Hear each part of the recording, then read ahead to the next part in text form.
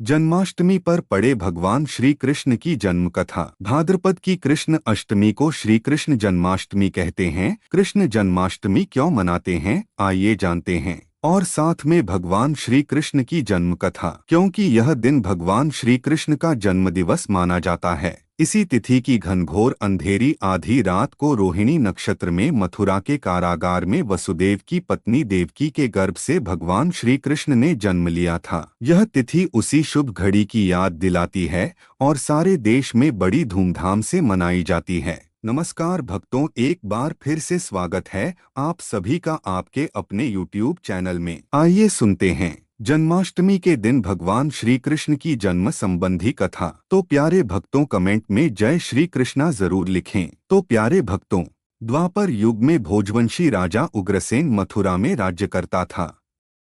उसके आताई पुत्र कंस ने उसे गद्दी से उतार दिया और स्वयं मथुरा का राजा बन बैठा। कंस की एक बहन देवकी थी, जिसका विवाह वसुदेव नामक यदुवंशी सरदार से हुआ था। एक समय कंस अपनी बहन देवकी को उसकी ससुराल पहुंचाने जा रहा था।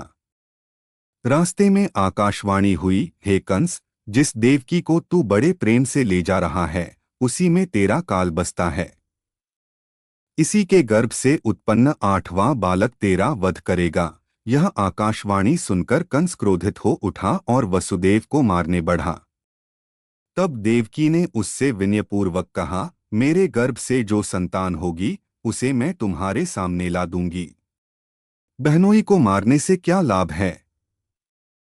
कंस ने देवकी की बात मान ली और मथुरा वापस चला आया। उसने वसुदेव और देवकी को कारागृह में डाल दिया। वसुदेव देवकी के एक एक करके 7 बच्चे हुए और 7 को जन्म लेते ही कंस ने मार डाला। हालांकि 7वीं संतान के रूप में जन्मे शेष अवतार बलराम को योगमाया ने संकर्षित कर माता रोहिणी के गर्भ में पहुंचा दिया था। इसलिए ही बलराम को संकर्षण भी कहा जाता है। आकाशवाणी के अनुसार माता देवकी की 8वीं संतान रूप में स्वयं भगवान विष्णु कृष्ण अवतार के रूप में पृथ्वी पर जन्मे थे। उसी समय माता यशोदा ने एक पुत्री को जन्म दिया। प्यारे भक्तों, जिस समय वसुदेव देवकी को पुत्र पैदा हुआ, उसी समय संयोग से यशोदा के गर्भ से एक कन्या का जन्म हुआ, जो और कुछ नहीं सिर्फ माया थी। जिस कोठरी में देवकी सुदेव कैद थे, उसमें अचानक प्रकाश हुआ और उनके सामने शंख, चक्र, गदा, पद्म धारण किए चतुर्भुज भगवान प्रकट हुए।